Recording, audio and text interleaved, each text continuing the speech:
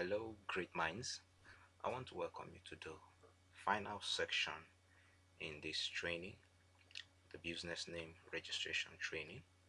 I want to strongly believe you've been following the previous sections. If you've not been, I would advise that you go through the previous videos so that you can get the best out of this training. You have a full understanding of where we are now. So today we are diving into the final part of the registration, and after which there's also a short video that shows how you can download the document once it is approved. All of that will be dropped this evening. Okay, so let's move right away. I believe you still have understanding. You're logging your username, your password, you log into your page, and then once your business name has been reserved, it will come to the point you can see, I believe you can see 7, where there's 7 on my screen, reserved. Now once you submit your reservation and it's approved, it will get to that column reserved. So let's click on it. It shows your, okay, this is network. You refresh until it comes up. Okay, it's refreshing. Good, so we're good. Now you see the first one on my list is saying start registration. So that is the name that was approved recently. Just for the purpose of the training, we had to submit this so that we can use it to give a practical show of how business registration can be fully registered and paid for. So click on start registration. It's processing. Now we have 5 stages for you to complete. 5 stages for you to complete before you can make payment. So let's go to stage 1. Stage 1, look at it carefully. It said business commencement date. You click on it. When did you start the business? I will always advise you use recent dates, the current date, not more than 28 days, because anything more than 28 days you have to pay for each day, and it's about 130 or 150 per day. So when you calculate the money, it will be big. So we are using today's we are using current date. Then you put your email, you put your phone number, you put your state where you are, you put the local government, you put your town. If you are in Ikorodu, for instance, if you are in Ojota, if depending on your location. Then you put your house number, very important. Then you put the street name. If you have your postcode, fine, you can put it. If you don't have, it's not compulsory. Then you move to branch address. If your business have branches, you can add branch address. Otherwise, if it doesn't, you click on save and continue. Save and continue. It will then take you to the step 2, which is the second part in this process. Step 2. Sometimes you click, it won't go, so you have to click again. Step 2. Now we're up into step 2 already. Step 2 is asking for your proprietors or partners. If you are doing a partnership, you will have to add your partners here. But if it's you alone, then automatically the system will generate you that is a proprietor. It will generate your details from your profile page. Remember, we talked about profile page. If you've not watched that video, please do well to check and watch that video, how to create a profile page. Whatever you've used as your personal details in the profile page is what will be captured here for you as the proprietor. So once you do that, you click save and continue. Then it will take you to the next stage, which is the 3rd stage. And in the 3rd stage is asking you for your nature of business.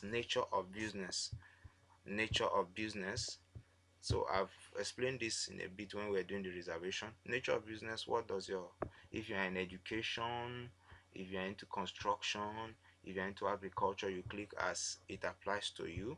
Then you will now click the specific nature of business. For the purpose of this training, we are using catering. You may decide to choose car wash, you may decide to choose boutique services, depends on what you are into. And remember, I said other nature of business description, whatever you write in this column, that is what will appear on your certificate. So once you've typed the correct details there, For the purpose of this training, we say we are using catering services and general contract. And if you've done that, you click add nature of businesses being added, and then you click save and continue, and that will take us to stage 4. The stage 4, you are expected to put all your upload your documents, and the documents you are uploading here is means of identification. That means of identification must be in PDF form. If you don't know how to do that, look out for the video on the channel. You can get a video on how you can convert your documents to PDF format, so watch out for that. Then also, you now upload your how do you do that? Just click on upload, click on the upload button, and it will open where you save your signature, your passport. And I said your passport ID could be international passport, it can be your N9, and also your voter's card or driving license. These are valid ID card you can use. So you click and then you click open, and once you click open, it will upload just like you can see. Then the next thing you will do is what?